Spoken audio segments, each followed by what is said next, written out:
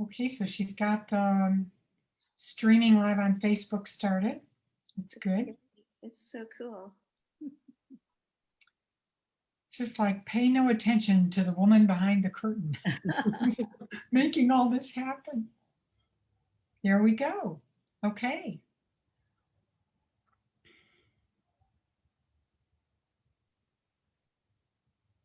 We're live. 4:01. Start when you wish. There's 55 participants. Wonderful. Thank you, Lynn. Well, we will begin now. So all of you who are on the call with us, let's get started. Welcome to Story Circle Network's first online webinar. Later I'll talk about glitches, but for right now we're here, we're live. I'm Jeannie Guy. I'm a longtime member and current president of Story Circle, which is a phenomenal organization that supports and promotes women writing and telling their stories. So for those of you on the call who are new to Story Circle Network, please be sure and check out our offerings at storycircle.org. We would love to have you join as a member, but we want you to know what we have to offer to you. So hold on just a minute here, and we'll move forward. We are thrilled, obviously, with the response and your interest in this topic. There were, at the time I got my little speech put together, about 125 of you on the call, and Facebook is handling the overflow. We anticipate as many as 140. So thank you for joining us on this venture. And special thanks to Lynn Leatherwood, who is our vice president and the online classes coordinator. She is the one who birthed this Zoom webinar. I think she's in labor right now, and she will act as technical support. We are over the moon proud to be able to offer this particular creative webinar entitled Cooking Lived Experience into the Written Word. Cooking Lived Experience into the Written Word. And we are featuring 3 award-winning women authors. Barbara Lynn Probst, author of Queen of the Owls, a novel. Barbara, can you wave? Can they see you right now? Yes, okay. And Debra Thomas, author of Lose, a novel. And Cindy Rasicot, author of Finding Venerable Mother, a Daughter's Spiritual Quest to Thailand. They are going to share their wisdom, their stories, their process, whatever moves them, for about 40 minutes or so, and that'll be followed by some Q&A. So if you would please type your questions into the Q&A box. And the speakers have said they will make themselves available on an open-ended basis here. So get the questions in. Apparently they will all be answered. And if you are having any technical difficulties, such as if you were on the call early, you would know what we're up against here. But there will be some glitches. This is a maiden voyage for us. If you're having any problems, let us know through the chat box, and Lynn will do her best to help you. So, Barbara, I'm going to turn the evening over to you. I want you to know how grateful Story Circle is to all 3 of you for creating the plans for this event and your generosity in providing what I'm sure is going to be an intimate and helpful experience for your audience. So, Barbara? It's great. Thank you so very much. So first thing I want to say is just to make sure you're in the right place. If you thought you were going to a cooking class where you'd be getting recipes and cooking tips, this is not us.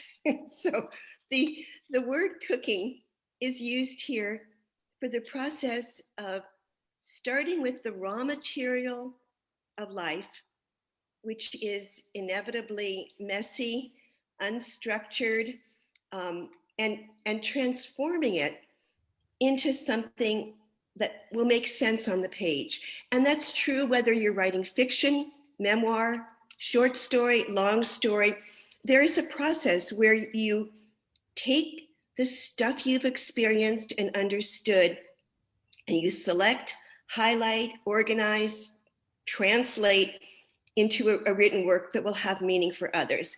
And that's what we want to talk about this evening. So what our format is going to be is that we have a PowerPoint, and we're each going to go through 4 topics, speaking briefly to each of them. But really, the main thing in my experience with these kinds of events is what it's so important to address what you want to talk about, not what we want to talk about. So put all your questions in the Q&A and we will interact together for as long as we want to. So that said, here we go. So we'll start the PowerPoint. So next slide. We need Len to move the PowerPoint. Oops. Okay. This will happen shortly, I'm certain. There we go. Okay, so we're each going to introduce ourselves first of all. So as you know, I'm Barbara Probst, Lynn Probst, Queen of the Owls. And just as there is no cooking lesson tonight, there are no owls in my book. I got asked by so many people, when did you get interested in owls? So no owls, no royalty. The title refers to the fact that my protagonist sees herself as a bookworm, a brain, an owlish person.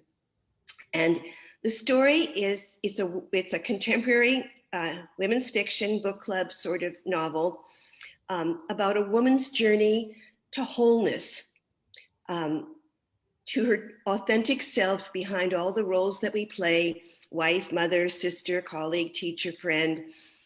And it's framed around the art and life of iconic American painter, Georgia O'Keeffe. And you can see that one of her paintings in the lower right was incorporated into the cover.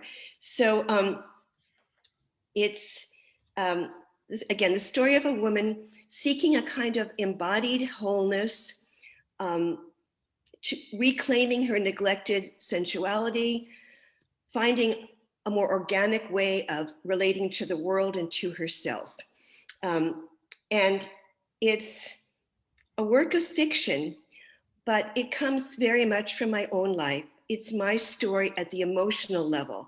I didn't do any of the things that my protagonist does, but it's from my lived experience in my own life. And the basic premise of the book that I hope people will take away is that it's through embracing the parts of yourself that you might have neglected, avoided, denied, not nourished, to embracing those parts, we can find a sense of wholeness that really we all yearn for very deeply. So that's in a nutshell where my book is. And now we turn it over to Debra. Next slide.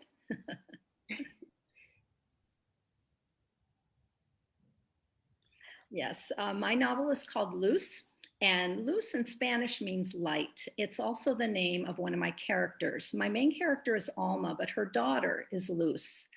The novel opens with mother and teenage daughter having an argument.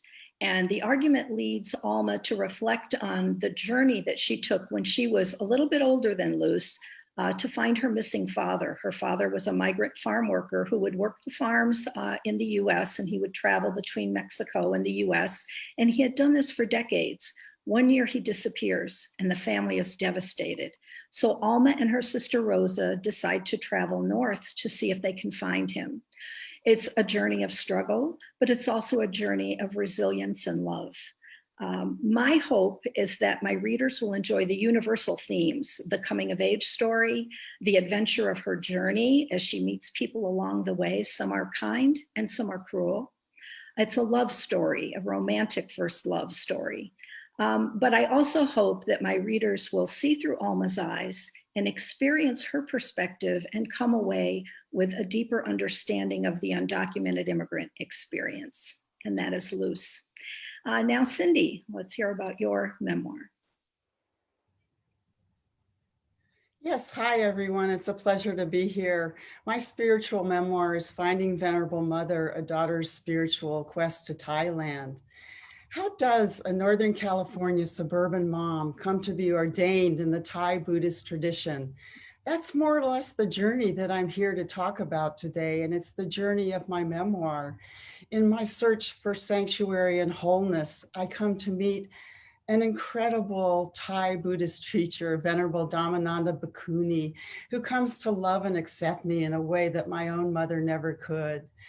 So the hope and message to readers is one of healing and hope. It's basically when we go forward with a truly open heart, love, faith, and forgiveness are possible.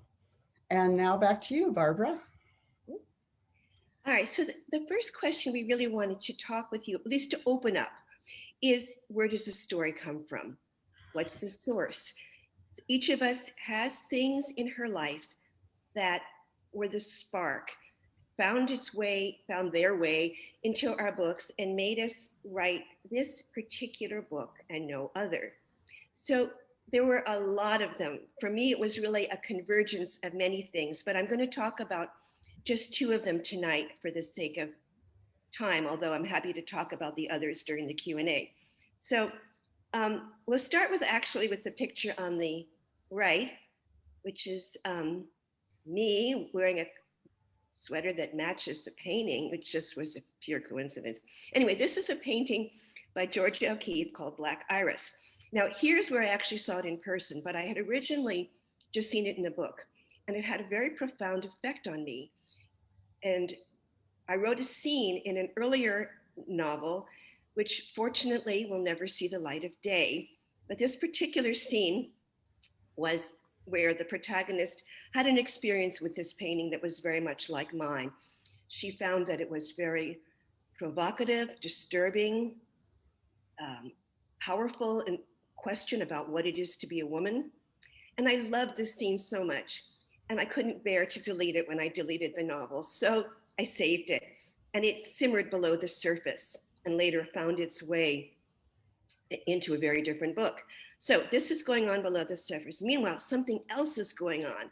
This is like the most amazing story, and I hope I don't go over time on this one, but you can see the picture on the left, which is an O'Keeffe painting called Red Poppy, and BTW, okay, that is not the painting, that is a poster.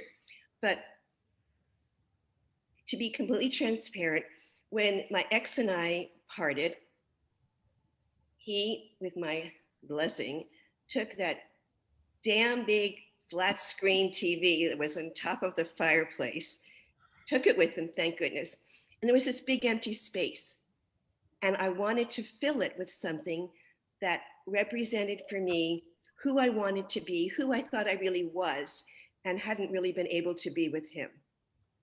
So I went out, found this poster, had it framed, put it up in that house. I'm in a different house now. I didn't think about it. And I was sitting at this very spot last spring, having my very first ever author interview, when the person interviewing me, which was Annie McDowell, actually asked me what was the source of the story. And I saw this behind me, and I thought, OMG, 10 years ago, I did this thing, and it was in my subconscious. I never thought about it when I was writing the book, but it was waiting to give form to something that I really needed to express about the journey to a kind of embodied womanhood. So I say this because we never know that the seeds could be years ago doing their magic in our subconscious, but for sure, I had never studied O'Keeffe. I wasn't an art history person, but there were influences that were waiting in me to find their way into a novel. So more later if we have time. But now to Debra.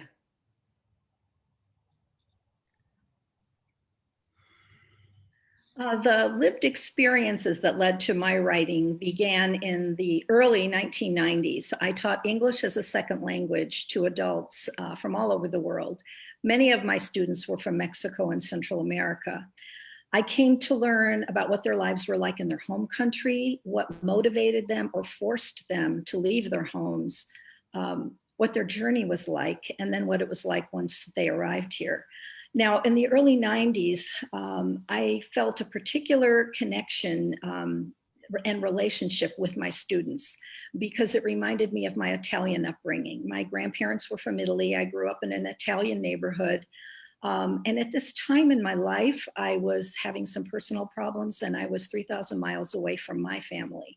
So being around them, hearing the language, which is so similar to Italian, hearing the ranchera music during our breaks, which reminded me of my grandpa playing his handheld accordion and singing, the Catholic Church, the Virgin Mary, the Virgin of Guadalupe, so many cultural similarities that being with them gave me comfort during this time.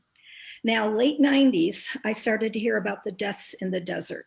A North American Free Trade Agreement had left Mexico with the devalued peso, and immigrants were coming across the border in increasing numbers. And our government responded with Operation Gatekeeper, which put up more fences, more high-tech lighting, and they thought it would prevent them from coming, and it didn't. It just pushed them further east through the desert, and they were dying from dehydration by large numbers week after week. So I became involved in some immigrant rights organization with Amnesty International. I ended up having some eye-opening experiences. I got to go to the border of Nogales, Arizona, Nogales, Mexico, and spoke to people on both sides of the border, including Border Patrol. I met Father Richard Estrada with Water Stations Project, organization that goes out to the desert, and we left water marked by blue flags in the hopes of preventing death from dehydration. So all of these experiences I wanted to write about, and I wanted to share my experience and my knowledge through fiction, because I'm a firm believer that through fiction, you draw the reader in to experience another person's life, to see their perspective, and then hopefully deepen our humanity. That was my hope. So these were my lived experiences that led to Loose. And now we'll listen to Cindy. Thank you.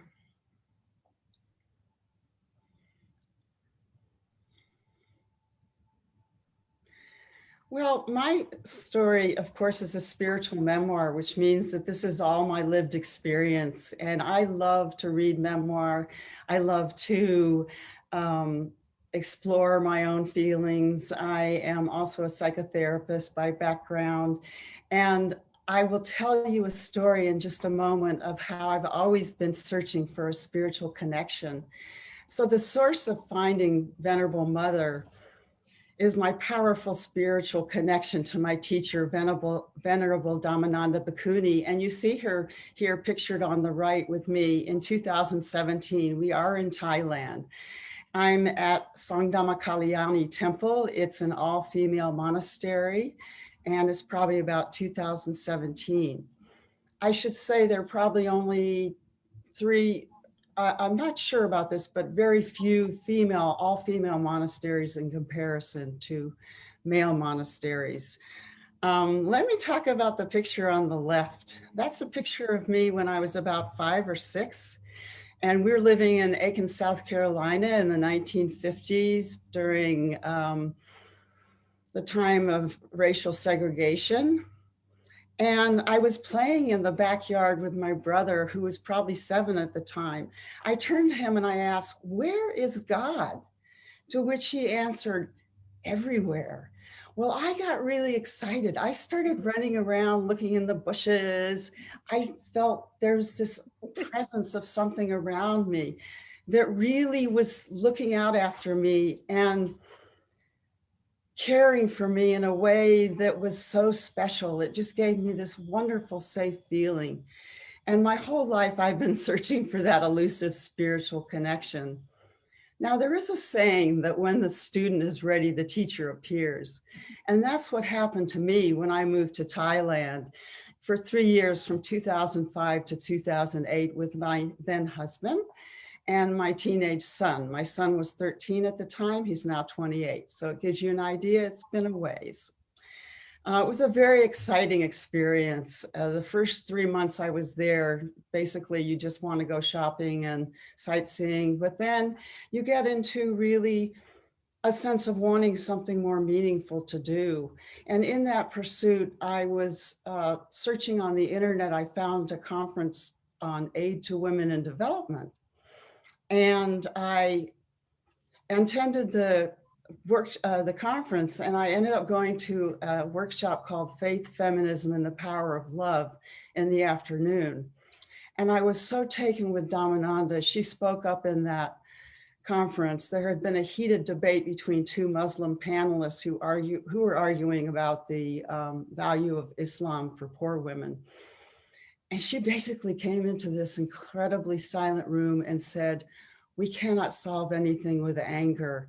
Anger doesn't lead us anywhere. It is much harder to practice loving kindness and compassion. That is the goal of Buddhism."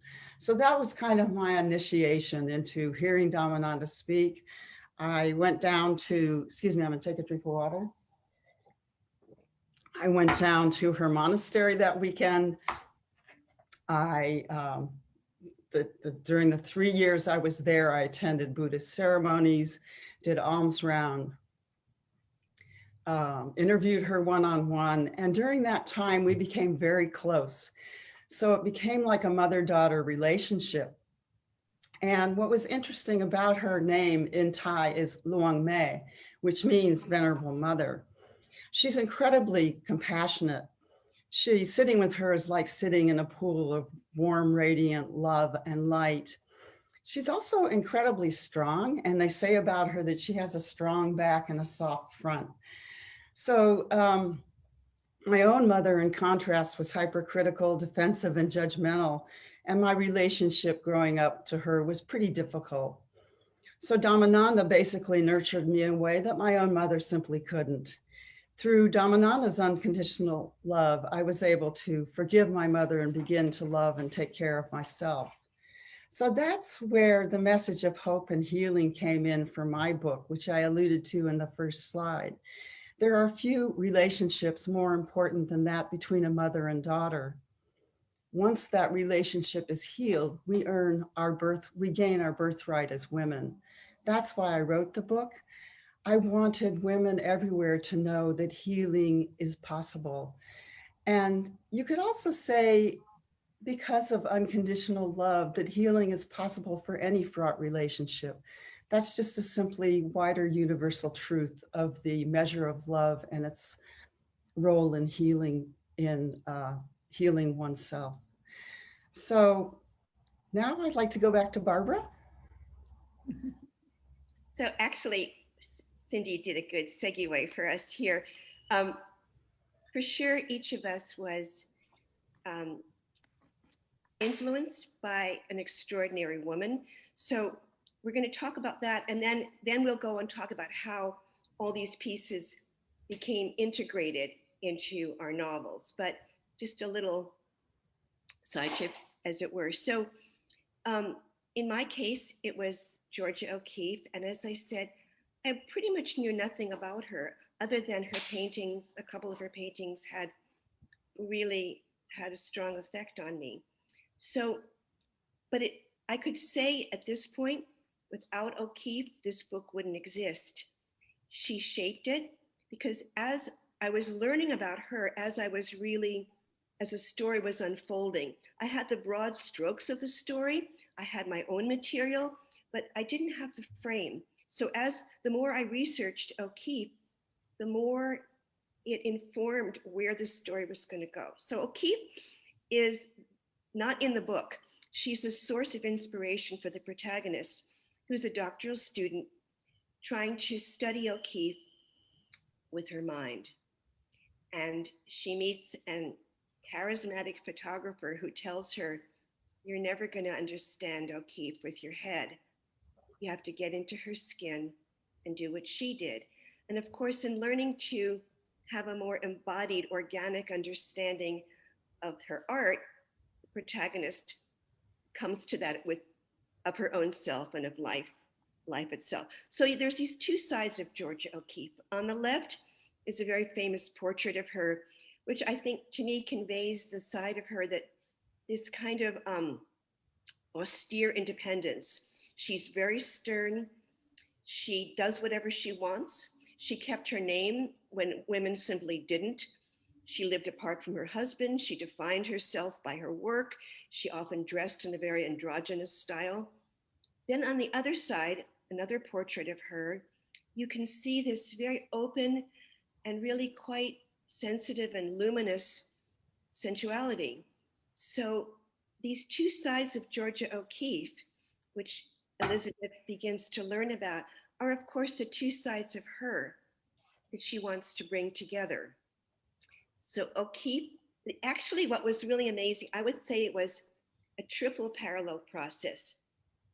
The story of O'Keeffe with these two aspects, the story of my protagonist journeying to unite these two aspects, and my own personal journey, which I had to go back and relive while I was writing the book. And I'll talk more about that in the next set of slides. But just to say for now that it's not that you complete something and then you're done and you write about it.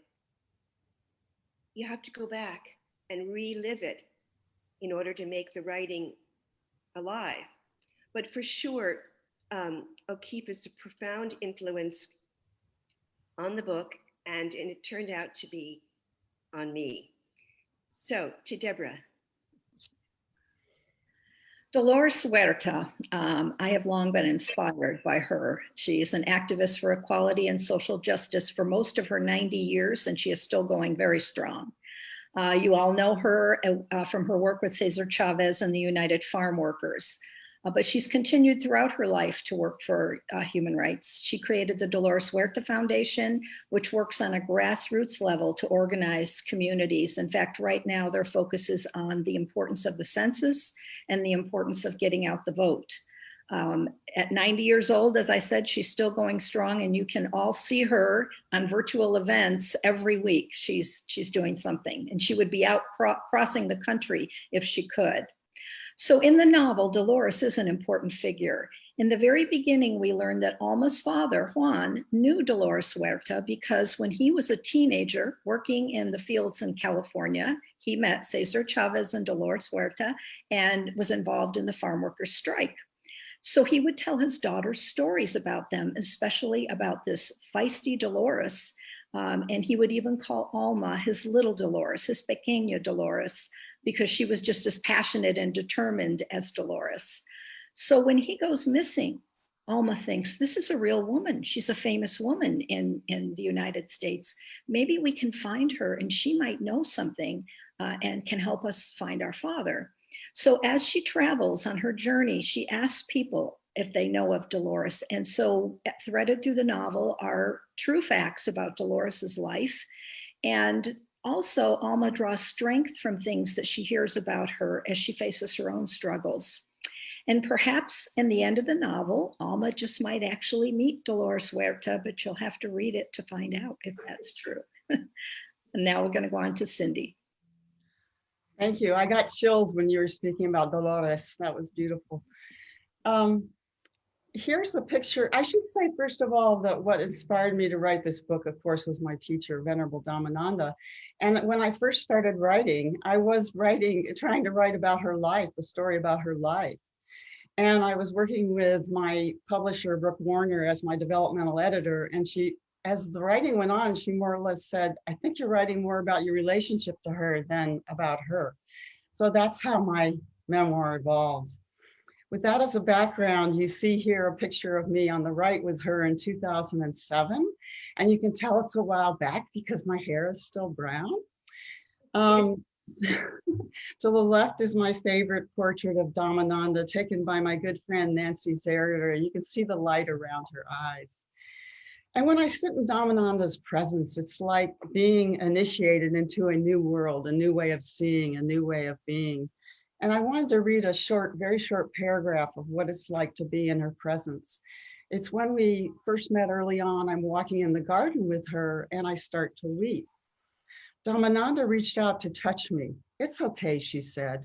People often cry when they first arrive. You build a wall around yourself and that wall starts to peel off and you allow that soft you to come out. I believe change comes from the heart, not from the intellect. You must feel it. If you have to weep, weep, and it opens you up and leads you to change. I felt as if she saw through to my soul. So let me say a little bit about Dhammananda. She was the first woman in Thailand to be fully ordained in 2001. Because Thailand doesn't allow ordination, she had to go to Sri Lanka to be ordained. Let me give you an idea of what the situation was like in Thailand, probably then and now. There were approximately 300,000 male monks. At the time she ordained, there was none. She was the first one. Now, almost 20 years later, there are almost 300 women ordained like she is. So she had an amazing life. She wasn't always a Buddhist nun. She was ordained at 54. She was married for 30 years. She had 3 grown sons, was a well-known and accomplished professor at a Thai university, teaching Buddhist studies. She was even a popular TV Dharma host. She used to wear false eyelashes, two-toned eyeshadow, manicured nails, the whole bit. So she's gone through quite a transformation in her life. Last year, it was very exciting for all of us because she received a great honor when the BBC named her to its list of the 100 most important and influential women in the world, along with the likes of Greta Thunberg and Alexandria Ocasio-Cortez. So she has really worked very hard in her lifetime to restore what's called the women's Sangha, the female monks, the Buddhist line of women in Thailand. Now back to you, Barbara. That's great. So now we're going to start to pull this together and talk about how on our journey from all the things that we live to holding a book object in our hands, along that road we select, we highlight, we organize, we transform from what we live, and also in my case too, from my research. So how does one decide what to include? What are the challenges, both in terms of craft and also at the personal level of taking all this stuff and turning it into a book? I mean, I like to say as a novelist that I take the particulars of my life, I find the essence, and then I re-embody that essence in a new particular, in a new detail, in a story that may not look like mine, but is the same in its essence. So I want to talk a little bit about the 2 sides for me. One is the research side and the other is the very personal side. Just for fun, I put these pictures up because I did go to visit the places where O'Keeffe lived and worked, went to see as many of her paintings as I could. And you can see on the left is me with Jimson Weed, which is the most, it was sold for $44.4 million, highest price ever paid for a painting by a female artist. Although O'Keeffe hated to be called a female artist, she said, "I'm just an artist."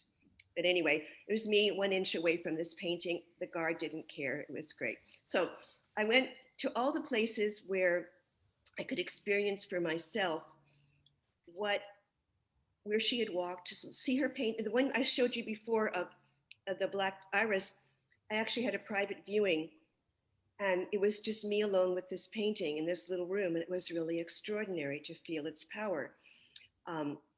Since the story has to do with the paintings that O'Keeffe did in Hawaii, which are very little known, for me, I went to Hawaii and I could experience the different quality of the air, the heat, how it felt on one's skin, so different from the desert.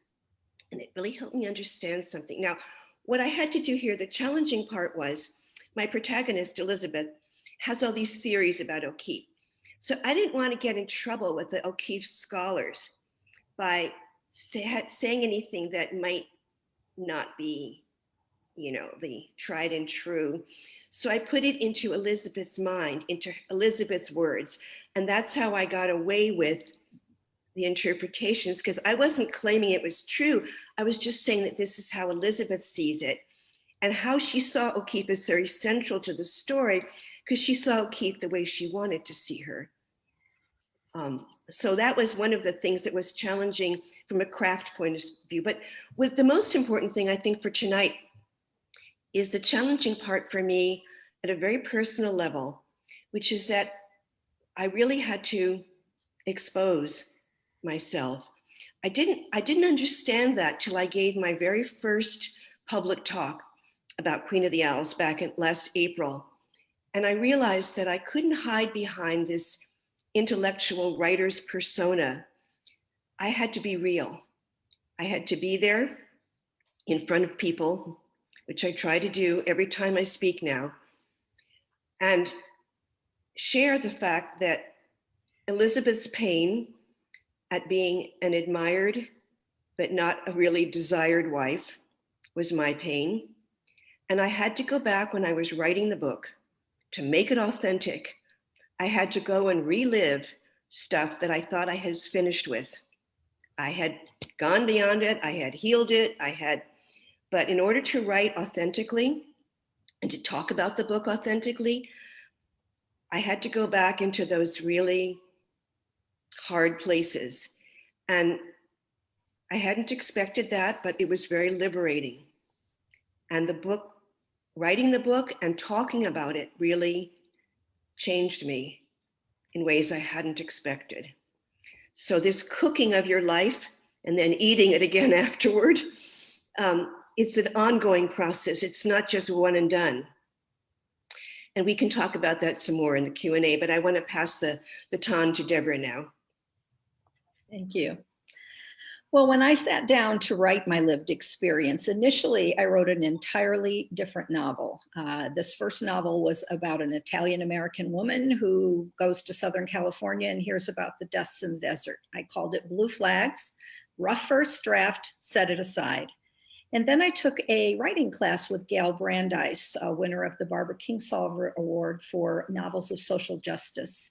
And in her class, there was an assignment, and I began writing in the voice of a young Mexican girl whose father had disappeared crossing the border. Obviously, Alma's voice. It just poured out of me. I didn't know where I was going with it, and I didn't worry about whether I should or could write in a Latina voice. It just seemed genuine, and again, it was just an assignment. But a whole story evolved, and Gail was behind it 100%, as was my classmates. And of course, over the next couple of years, I ended up with the first version of my novel, which I then called Searching for Dolores. And this was just Alma's journey. I ended up getting an agent. It took a while, a Latina agent, and it made its way to a couple of big houses in New York, but ultimately they passed. This was in 2009, 2010, during the recession.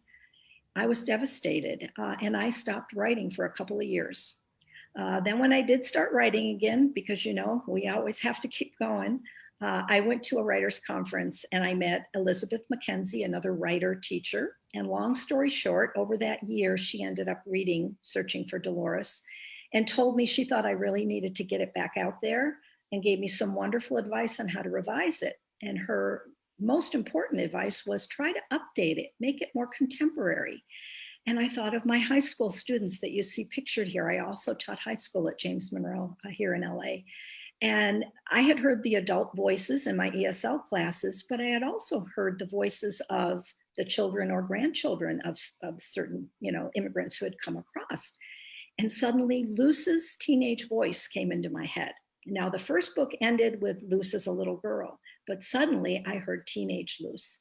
And so I wrote a new opening, a new closing. I added a lot more to the body, and I had Luce, the novel I was ready to publish.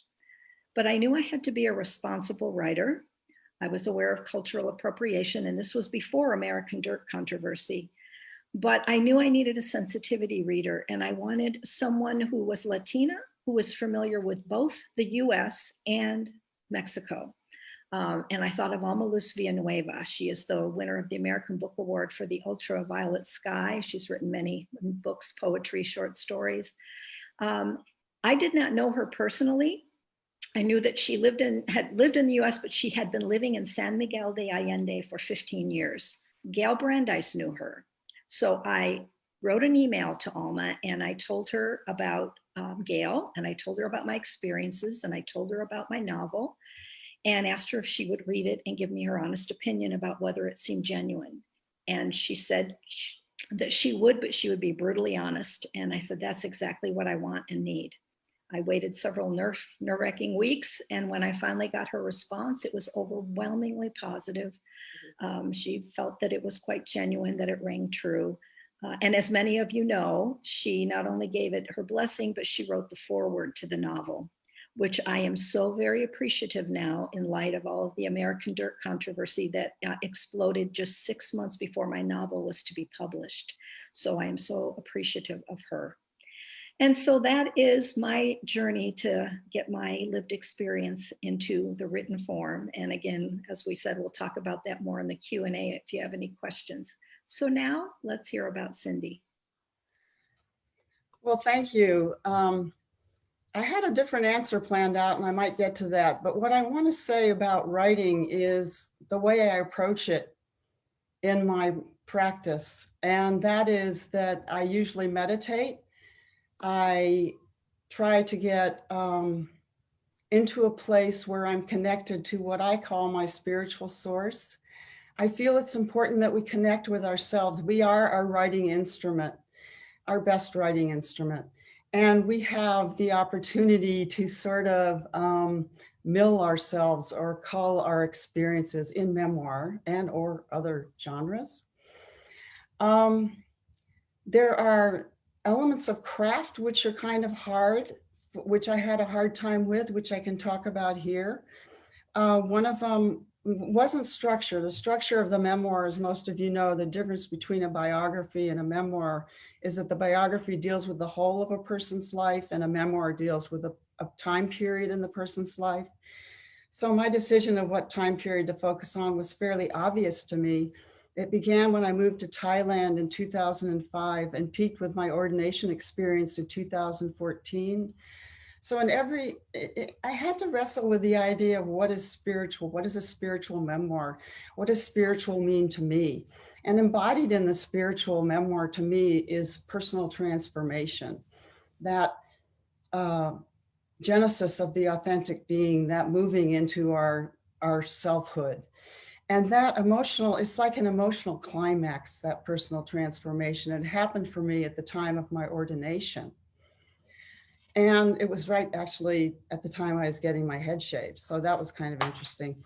What I did wrestle with, and there may be some people, teachers on the class today who could help even more with this as we go into question and answer, but I kind of wrestled with the question of theme because my tendency is to see tiny detail and not see the universal. And so I had wrestled with themes of marriage, spirituality, motherhood. There were all sorts of sub-themes in there. So I'm the type of writer that I sometimes don't know where I'm headed until I write, and then I discover where I'm going, which is maybe counterintuitive, but that's my process. So when the book was written and it became obvious to me that I was examining my own relationship to my mother in light of my relationship to Dhammananda, that's what made it interesting. In the end, I kind of discovered my central theme was healing the mother-daughter wound, but I didn't always know while I was writing it where I was headed. That's kind of the beauty of the creative process. So here's a little bit about my ordination experience. On the picture on the right, I'm ordained, and you can see me with a shaved head. They also shaved my eyebrows, which I thought looked really weird. But other than that, I was pretty happy with the way I looked. To the left, I'm in the picture, I'm kneeling before Dhammananda. She's about to take a lock of my hair and snip it. I'm a little scared, right? In fact, I'm so scared I'm numb. Everyone around me is crying and I'm wondering, what's up with me? There's 120 Thai women ahead of me. I'm last in line. And everybody's crying. There's a beautiful, poignant love song to a mother and her daughter playing in Thai. And I'm like dry-eyed. So I'm kneeling at Dhammananda's feet there. She's about to cut my hair, and without warning, I begin to sob. It's like a dam bursts and my heart cracks open.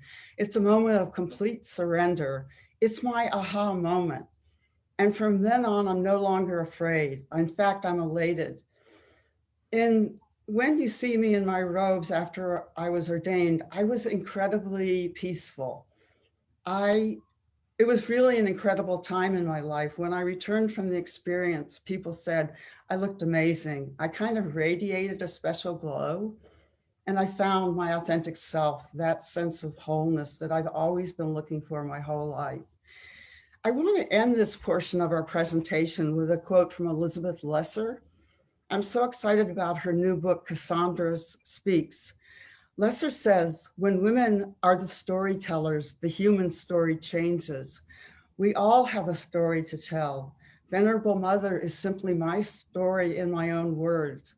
I encourage you to write yours. Thank you. So actually, Cindy has inspired me to just offer 3 lines from the poet Mary Oliver, who exhorts us: pay attention, be astonished, tell about it. Yes. So her instructions on how to live a life.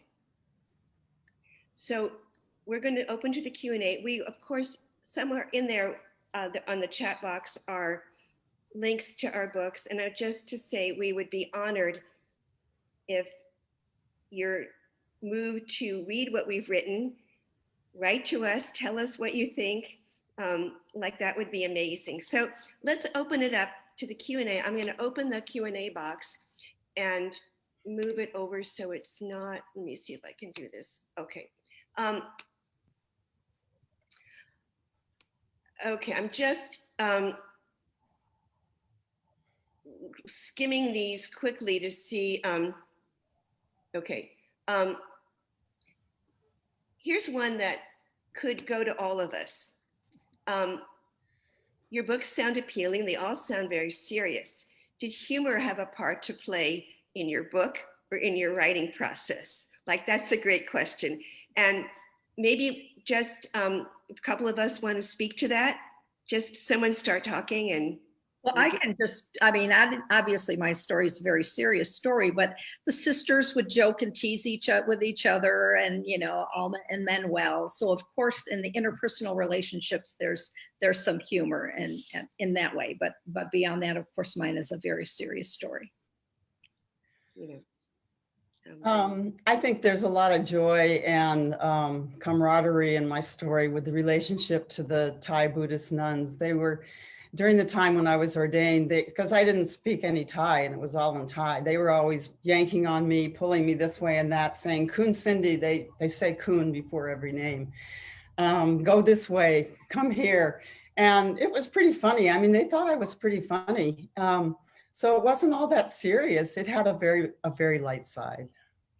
It's cool because, you know, one can tell we're all talking about how to be a whole woman in one way or another. I mean, and how to find ourselves, find meaning, but it's not heavy, it's light.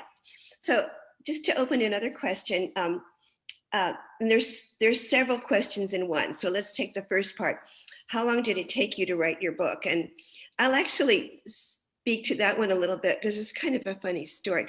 I'd signed up for this very expensive year-long workshop.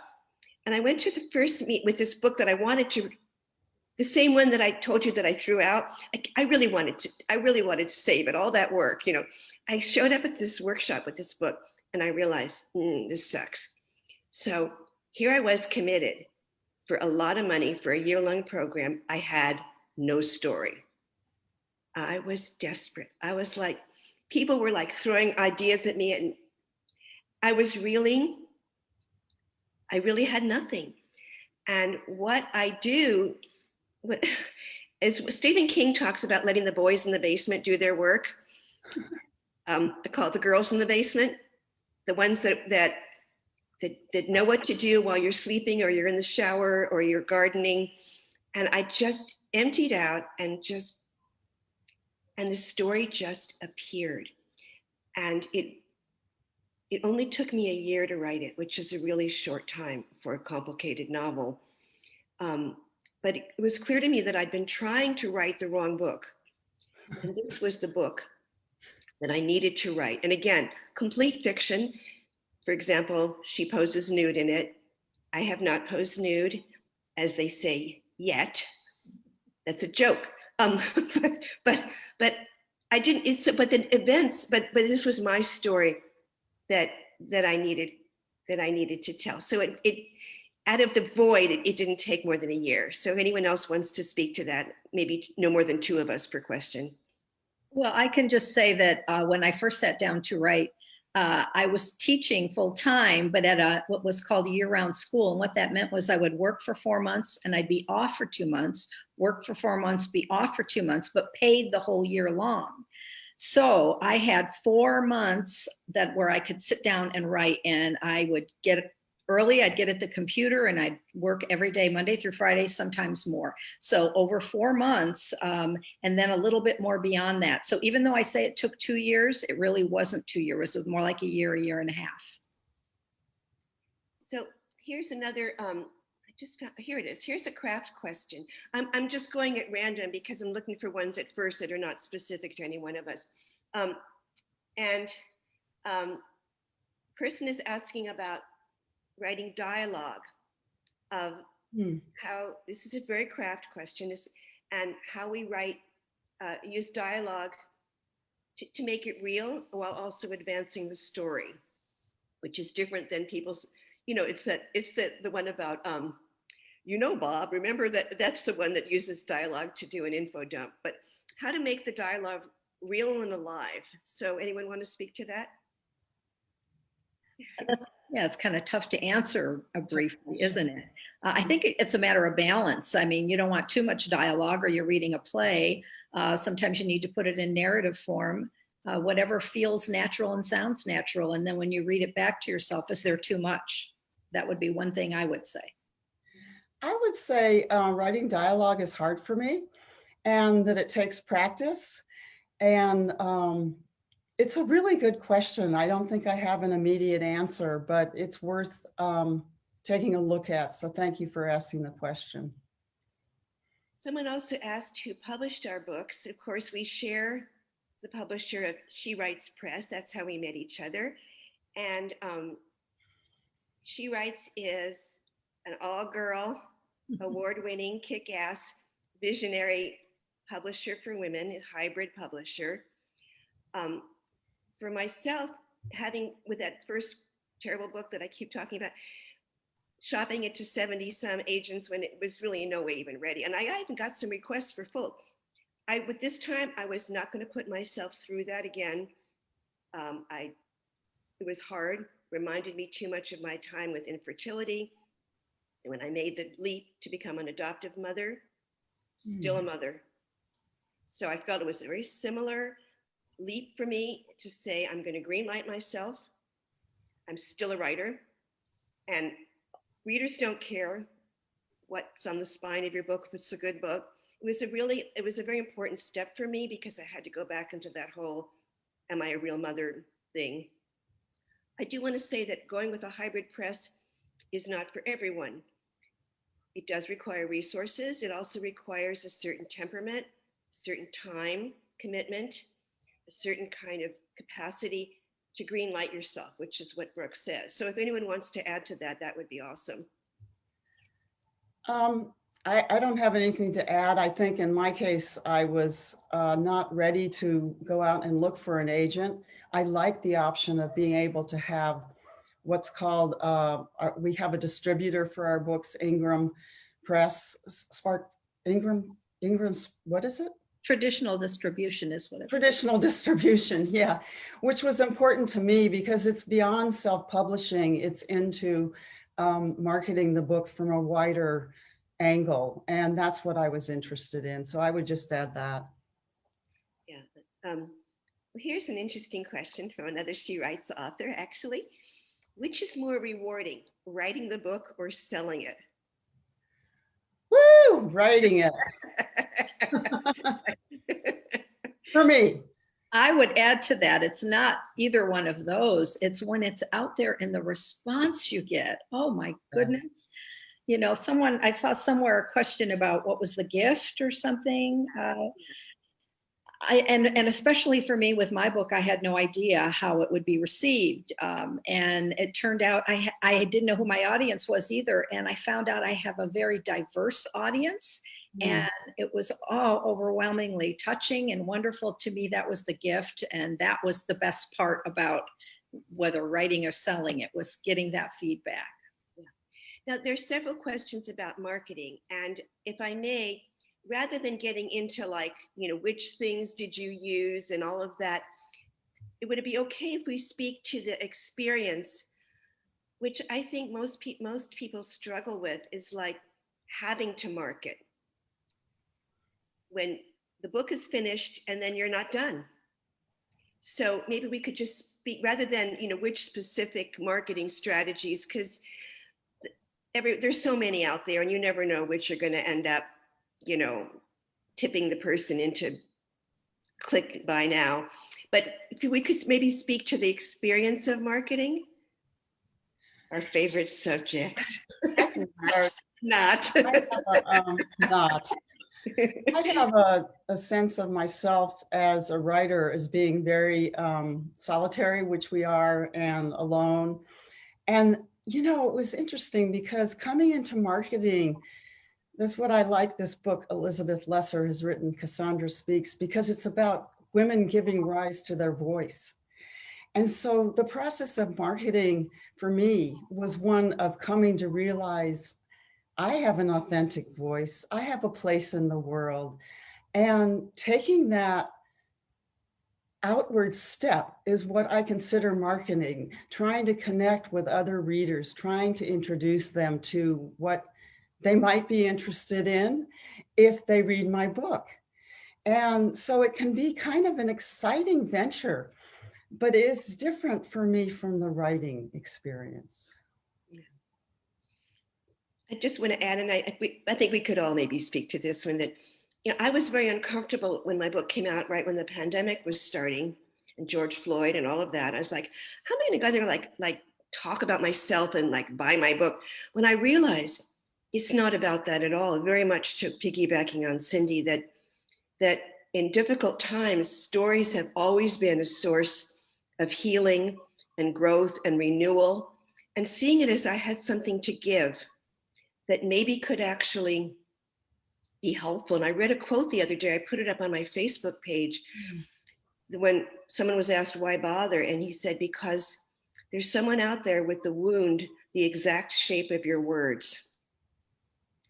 So that helped me very much to not see it as crass or materialistic, but as finding a way to reach and give. And the other thing I tell people, because I've done webinars about marketing, is only do the stuff that's fun. You can't do it all. Just do the stuff you genuinely enjoy. So Debbie, did you want to add to this? Well, that's all that I would have said. I mean, we're getting so overwhelmed hearing all the many things we could be doing and should be doing. And of course, a lot of it is expensive and it just is overwhelming. And then you realize that you need to do what you're comfortable with, what you can do, take a little bit here, and then spread it out over time too. You don't have to do everything at once. And that's kind of the way I'm handling it. Now, I'm obviously no pro. I'm very new at all this, but that's what my approach has been. Barbara, I just want to check in with you about time. It's almost 5 o'clock. Would you like to take a few more questions? 5 o'clock. No, that's 8 o'clock. Oh, sorry, 8 o'clock. We're on the West Coast. Yeah. We did promise to try to get, there's a few more that I think we should try to honor. Good. We didn't say it would be an hour, but no. This one I just love that someone just posted, how do you know when your manuscript is finished? Isn't that interesting? And by the way, F. Scott Fitzgerald apparently was making edits up until the moment that it went to the printers. And she writes, oh, they hate me. I just did my ARC corrections for my second book, 325 changes to the ARC. So you just have to stop at some point, right? Or did you know you were done? Was there a moment? I felt like I knew I was done because I had, revised and then did what I did. But as you say, once you do, you have an editor who might make some suggestions or whatever, or you might notice something when you actually read it, when it's finally in book form, when you get that arc, it looks so different. Yeah. So, but I think generally, there's always something you could add. You might later go, oh, gee, I should have done this, I should have done that. But at some point, you do have to stop. I see one question that I would like to answer real quickly, if that's okay. And that's about young adult readers. Is it okay if I jump in? I just noticed it. Oh, of course, I was just jumping around looking for things that were broad, but yes. Yeah, someone asked if any of the books are for young adult readers. Now, my novel definitely could be. There is one tough scene, though. Having taught high school, we've read some tough scenes, in 11th and 12th grade, like Color Purple, you could take, for example. I have had the pleasure of being told by a couple of high school teachers that they felt that Loose would be great for their students, especially the Latinx community. And in fact, I've gotten feedback from some of my former students who said that they connected with the story. They saw their mother and themselves in it as Alma and Luce, and it led to a conversation with their mother about her journey that they had never, done before. So, however, there is one really difficult scene that might be questionable. So I would just throw that out there. That's about mine. I don't know how you two feel about yours with young adults.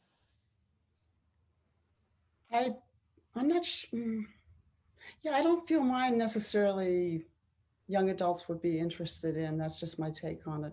But Yeah, I think, one needs a certain life experience to really read my book, to be honest. There's one question on here. It's similar to what we talked about, but particular challenges in writing about real people. That, you're representing someone else. Speak to that. Now, you already, Cindy, you already were acquainted with the person and they knew you were writing, correct? Because in my case, it was Dolores Huerta who I needed to make sure it was okay with her. And so when I was working on it, I had told her about it. I saw her briefly at a march and she said, "Oh, it sounds wonderful." And then when there was actually a manuscript, I sent it to her to read and she gave it her blessing. Of course, it wasn't until years currently that it got published. And so I did have, again, let her know that it was going to be, and I gave her a copy of it. So yeah, that is a challenge because you want to make sure that you're handling everything respectfully and that everything is, in fact, I did contact a daughter about one particular thing to be certain I had it correct. So that's my answer to that question. Cindy? I did, I was in Thailand the month of March, right before COVID happened. I had to come back in an emergency return flight. But it was fortunate because I was at the point in my editing process where it was the last go round on my book. And she actually, Damananda, read my book. And she liked most of it. She had a few teachings for me on a personal level, which basically had to do with coming into my own as a person and being perhaps more independent. But that was just between she and I. She didn't change anything in the book. But what that question brought up for me was, I did also let my sister was in my book, and let's see, anyone else? Oh, my former husband. So I wanted both of them to read it before I published it. And both of them were okay with it. I actually had more trouble from my sister than my former husband. He liked the book. But she, of course, had a different impression of our mother. And we're still on good terms and all that, but she's fairly quiet when it comes to my memoir. So it was just an interesting experience. I just have which is not an answer to the question, but it just reminded me. Well, I'm on very friendly terms with my ex-husband. I made him read the book. And the husband in it is not him. But many things were taken from our life, my life, and he knew it, I'm sure. So, but I loved it when he finished reading it. He said, "It really made me see life through a woman's eyes." So I said, "It's a little late, aren't we?" but anyway, that was like a super wonderful thing that a man read this book and it would open his eyes to a woman's experience. So I throw that in as in a joke, but because we're talking about women, it doesn't mean our books are not for men. I mean, my current partner loved it, but of course he had to love it, so that didn't count. But that's my N of 2 my research about men. But I think it's important, really, that these are not just necessarily a book that a man would not find illuminating. But we definitely don't want to go on too long, but interesting question here, which is kind of perhaps a good way to wrap it up. And for those of you who did not get your question answered directly, you have our links, our emails, our websites. We're delighted. I mean, that's the good part, is having conversations with actual people. So please don't hesitate. But the last question that we could take that could be a nice way to lead in is, how would you approach your next book differently? Any thoughts on that? Differently, well, I had already started working on something. However, that's a tough question to answer. Do either one of you have a specific answer to that, how I would approach it differently? I just love writing, and I sit down and get in my characters' heads and get carried away and see what happens. I don't know that I personally would do anything differently. That's a wonderful answer, right? Cindy? I've gone through a bit of a growth experience, of course, because I'm on a spiritual journey. What else? But meaning that I'm a little less attached to my own ego, to my own me, my, mine experience. And I'm writing a book now about Damananda's life, going back to the original intent. And it's very good for me to be able to kind of separate out what is mine and what is hers. And it's hard for me to articulate it beyond that, but thank you for the question. I mean, I would just answer that I'm actually have written a second book, and I'm working on a third one. That what I see is that it kind of reminds me when I adopted my second child. The first time I was so scared that it wouldn't work out. And so when it came time for child number 2, I knew that the right thing that was meant to be would happen, that the right child would find their way to our home. And I was much more relaxed, and I trusted my instincts more. I was less nervous. And I feel like that's something you gain, that you've finished you've actually written a whole damn book. And so you could do it. And there's something that's a little less anxious and ego driven and a little more relaxed. And so the current book that I'm working on, I just say that being at home because of the quarantine, I just got into this without that anxiety. So hopefully we grow, and that there's no end to this material that we have. We have to keep living so we have more raw material to cook up, to transform. And again, that this process of, it's not just literal, like even with the memoir, you're not just literally, like a transcription. Everything is transformed in some way, goes through a process. So like, that's the joy of it. So you want to close us off, Cindy? Yeah, thank you all so much for being here. It's been an honor for us to share with you today. We really encourage you to speak your truth, write your stories, and you can be up here next time. Thank you so much for joining us.